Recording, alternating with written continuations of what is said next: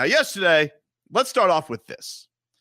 Tua Tagovailoa had a great day at community camp yesterday. So, as we like to say, the fight right now, okay, Jim, I got it 1-1. 19-19. Although you could argue that maybe 10-8 round on Tuesday. You could argue. But you could take a point away because of weather. You could. So maybe a 9-9 round. Maybe Tua's up on the cards right now. But either way, Tua was great yesterday.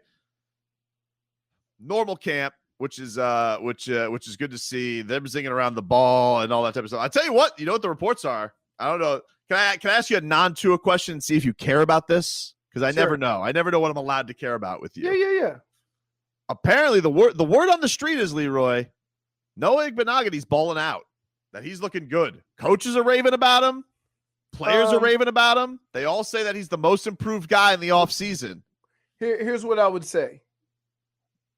He's always had that talent, but sometimes uncertainty shows its way on a field of play as looking slow and having no ability, when a lot of the times it's just knowing what to do and having confidence in doing the right thing.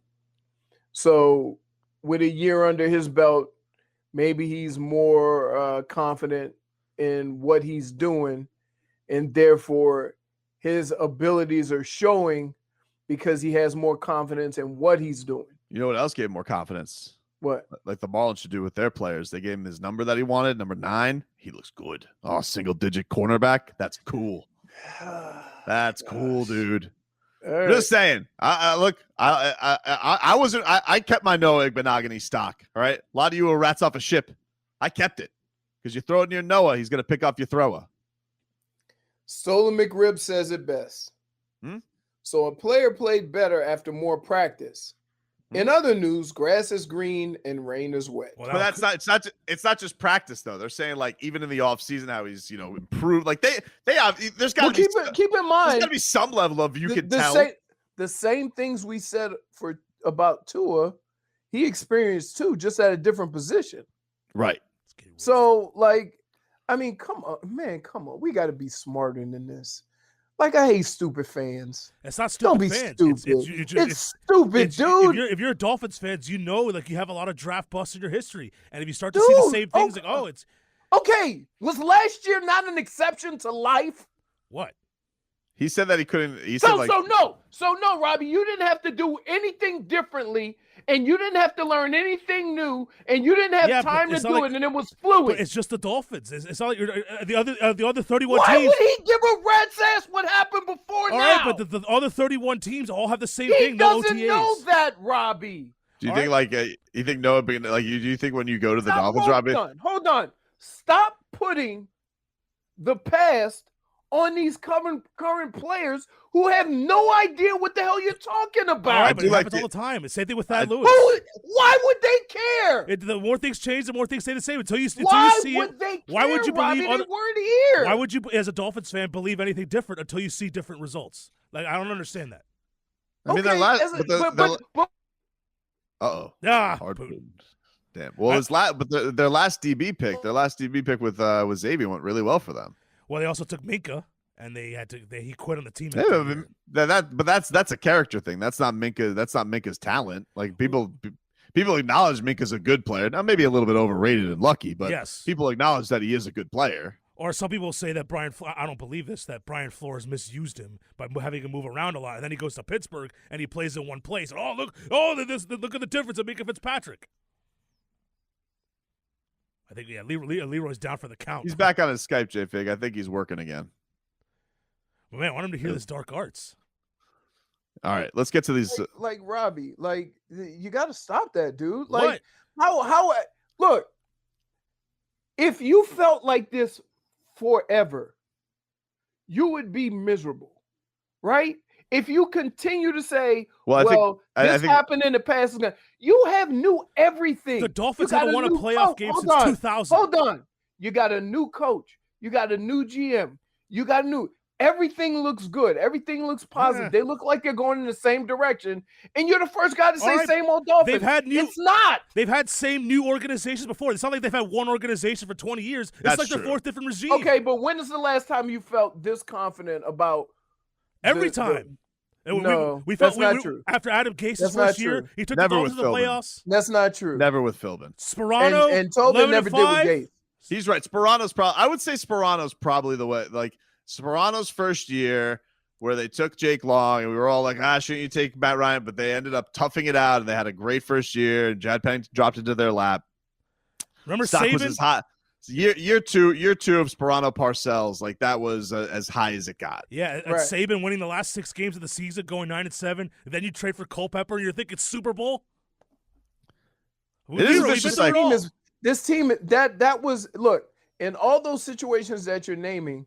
It sounds like a franchise that was patching holes, and with this situation, it's like they're just building a new boat.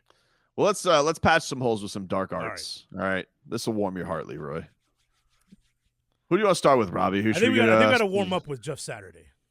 Jeff Saturday. All right. So Jeff Saturday, former center for the Indianapolis Colts, and of course, who could forget his 1 year with the Green Bay Packers?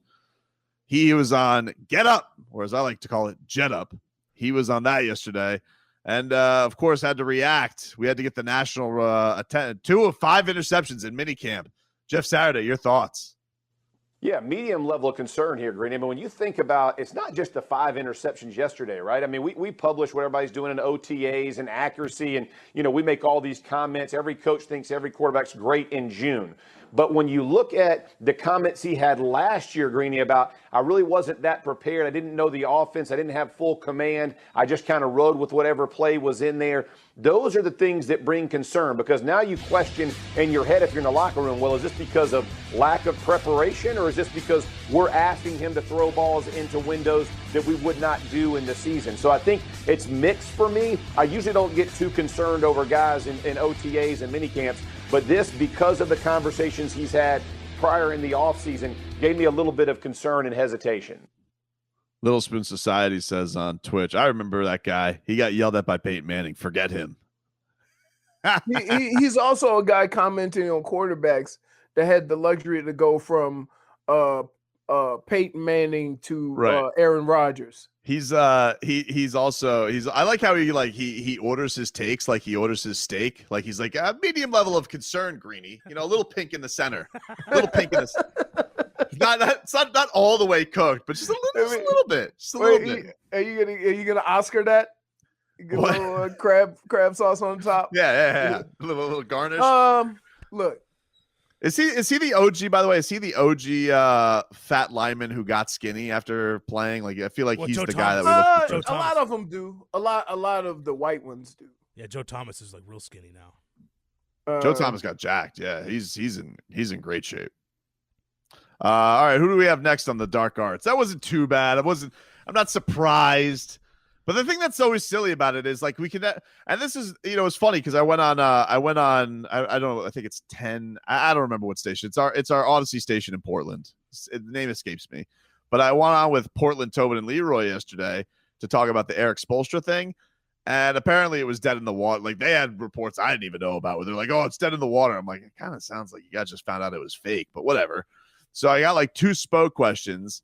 And I told them about my trade, and they were shocked by it. They said, you guys really didn't want Dame Dollar for Spo? I'm like, the people didn't want it, bro. I don't know what to tell you. No, I wanted it.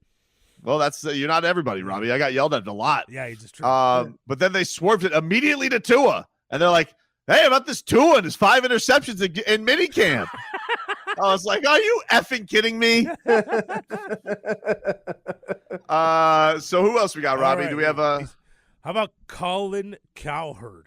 No, man. No, listen. He stabbed Tua right in the back because he was in the Tua documentary.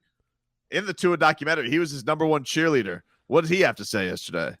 It was raining, so there's that. Listen, everything's something. Nothing is everything. It's bad optics. Oh, my God. Stop it. Already. These are the last... I want to choke myself. I want to choke myself out. Oh, no. I got to hear the rest. Start it over. 5 things that have become news with Tua. Week 16, bench for Ryan Fitzpatrick. Week 17, 3 picks, overwhelmed against Buffalo. Off-season, admitted he didn't really know the playbook. Yesterday, 5 picks. It's not exactly great when there was a term, tank for Tua. I'll go back to my epiphany. I really liked Tua for a long time, college, pre-draft. And then at the start of the season, I kept getting little bits and pieces of video, and I said, it's not going to work. There's no special here. You got to be special because that's when the play breaks down. That's what Elway had, Marino's arm and release, and Peyton Manning. There's no special. Size, smaller than average. Arm, not significant. Athleticism, really, really average. Health, question marks. How you doing, Leroy? You know who he just compared Tua to? He just compared Tua to Drew Brees. Because that's Drew Brees to a T. Is it not? It Not is. significant arm strength, not very mobile. Come on, man. Wait. And here's what kills me about these bleeping guys. Right? He names Hall of Famers. Yep. Hall of Famers are the exception to the rule at that position. They're an anomaly throughout that sport. They're not the norm. Every quarterback's not going to be a Hall of Famer. So why are you comparing him to two of the greatest that ever played the game? Doesn't have that special. You know what? Neither did Brian Johnson, you moron. Huh? Did Ben Roethlisberger have it his first Super Bowl? Did Tom Brady have it his first Super Bowl? Doesn't have that special. I like how he goes, here's the last 5 things for Tua. And then And he only gives me gives 4 4. things. Only gives 4. Yeah. Like, bro, you're a radio show. Oh, man. And listen, this is coming from a guy who doesn't know how to spell, but can you count? You got 5 fingers. Mark them off if you have to. Yeah, use your But come pinky. on. Are we really? Look, Everything's Here. something. Nothing is everything. let's be clear. Okay? Everybody would like to have a Hall of Famer at quarterback. But you can win without a Hall of Fame quarterback. Stop making it sound like your quarterback has to be elite. Can he be elite? Would that help? Yes. But can you win without a top 10 quarterback? Yes, you can, but he better be in no worse than maybe 15. And the rest of your team better be really good. Do we got time for one more? Nah, we're gonna take Damn. a break. We could save some more dark. No, because I arts for want to later. I'm already ready to We have fight Sims. everybody in The football. Lord Master. Oh wow, we get reception from hell. That's great. That's impressive. I'm surprised you were able to email that. Yeah, we still got a lot. We got a lot to get to today too. Like I still got to get to. I That's still got because you guys. Because why? Look, why early in the morning, right? I was coming in this morning. Yeah. I was having a great time. And first, you hit me with that bomb that Philly lost. Yeah. I'm like, where was I in the sports world? I said, what did I pass out for 2 days? It was great. Yeah, you woke up like Rip Van Winkle. Uh-oh. Yo, give it a minute. Hey! Big spoon! Yeah. Ooh, big revelation from Coach Flores' morning press conference. Brian Flores. And I've been wondering this for a long time because that dude is swole. Coach Flores reveals that he boxes to work out. Hits the bag, he says. Ooh. First tee time is at 9:45. He pretends it's Safid Dean, the reporter. This guy's the best, man. Who doesn't love Coach Flo? Flowers Fury. Flowers Fury. Flowers Fury. You should get him on the show. Oh, dude, I just want to talk. Yeah, I want to talk to him about that. And then I got to find out who Chris Greer's UFC gloves he's got in his office. I'm going Cormier, if I had to guess. Cormier? Yeah. I'm trying to think of Chris where did he go to school? Chris Greer? No idea, dude. Okay. You went to UMass Amherst. He's from Because Massachusetts. I'm trying to think of he's a Sully. I'm just trying to think of fighters in that area. I can't, McGregor. Well, you got He's higher. They basically Austin claims him. You got that dude from the fight from that movie with Mark Wahlberg. The Yeah, fighter. it's not a boxing glove. Oh. The fighter with Mocky Mock. It's crazy that WEI has been top today. It's wild, man. I love that. Coach Flo boxes, my guy. Speaking of audio, is it that much of a reach? I just love it because I've always wanted to know what I've been obsessed with this for 2 years now. He's swole as hell. I want to know what Flores does for working out. Now I feel like I thought he clangs and bangs in the iron paradise, but I've always wanted to know what does Flo do to stay in such great shape because he looks great. And the fact that Flores has a boxing setup, I love that. Why are you looking at me like that? Because you are amused by some of the simplest of things. Hold on. Would you rather me read into some actual football stuff here? Because I know you'd be mad at me about that too. No. But I would rather your excitement level be tempered a little bit about somebody boxing to work out. You know what I'm going to do during the commercial break, right? You know I'm going to like Photoshop him on Tyson's body. Or Muhammad Ali, that famous Muhammad Ali picture. Knocking out Belichick. Yeah. Oh my goodness, that's gonna be hard to do. Being that Sonny Liston was it Sonny Liston that he knocked out? Yeah, Sonny Liston. Was not white. Yeah, I'll have to find maybe let's see. Wasn't the Rocky the real Rocky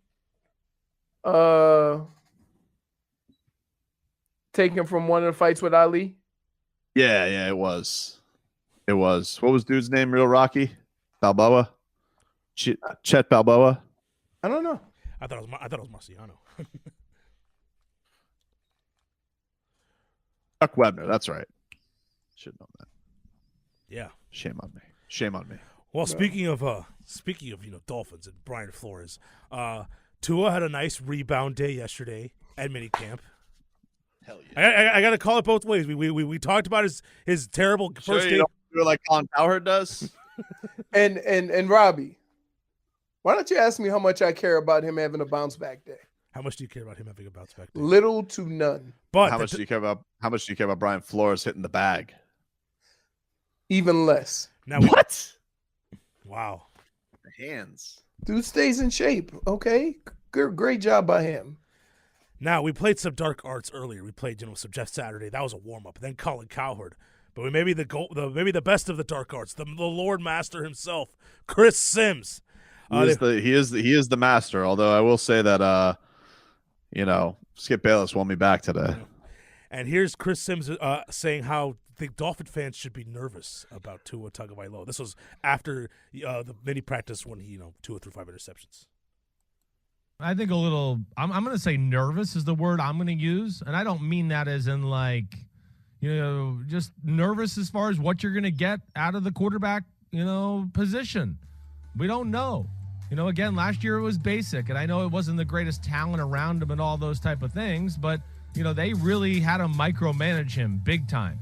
That was their focal point when he came in. It's just, let's not make him look bad. Let's make it as easy as possible. Let's not put much on his plate. Oh, wait, we're down. That's too much on his plate. Bring Ryan Fitzpatrick in. How can you not feel nervous? Now I get a lot of hate from down there because, I don't rank him as the 5 best quarterbacks in football already. But we know what you're talking there's about. Question marks here. And to add to it, why I would be nervous, I'd go, it's a damn good team. It's a good team. They're here. It's time. They're a playoff team. And he's the question mark. So that's why I say nervous. Hey, Sims. Here, Sims. I have another question. Hold on. Let me just tell him something, Go Leroy. ahead. Hey, Sims. Say my name. Say it. I dare you. You know who you're talking about. Don't say I get hate from down there. Say my name, El Diablo. Go ahead, Leroy. Here's the deal. You would think that a quarterback that has played in the NFL, Yep. that knows how difficult it is, would be the first person to tell you about all the circumstances leading up to his first year. Right? But it's as if it doesn't matter. And here's what I would say to all those people who feel this way. At no point in time should it ever be better to not play. And the way people are going at Tua it almost seems like he shouldn't have played until he had an offseason of strength and conditioning. He shouldn't have played until he could be 100%. Mm-hmm. He shouldn't have played. And that's a shame because all of that experience and all those situations that he was able to go through during the course of a year when nobody thought he was going to play is going to be valuable in the future. I mean, there's also negative experience too. There's also, I mean, like him getting benched twice. Like, that's not. But Robbie, that's in his Robbie, head. Here, going into playing Tua. Okay, I don't think that anybody thought this was going to be the best Tua you were going to get, but they thought he could have some success in the environment that he was in and get some experience. When that environment got to a point where you think, okay, we're in a situation where we could actually win and go to the playoffs, and with some of the mistakes that he was making, it's going to hinder his long-term progress because he's so young, then I could understand them taking him out. But guess what? All these other guys that are saying this stuff about Tua, they know this. They know this damn well. Exactly what I'm saying. I'm not unique to this situation, okay? And they know this. They just choose not to say it because it's not juicy enough of a story. And I'm like, if you need to go this route to be heard or to have a hot take, then I got no time for you. Dade South says, Coach Flohamed Ali. I have a point. Point for Twitcher. Back after this. Did you see my Photoshop that I sent you? Yeah, come on, dude. I mean, What? That was too fast. Oh, I haven't seen it yet. He basically put a bobblehead on him.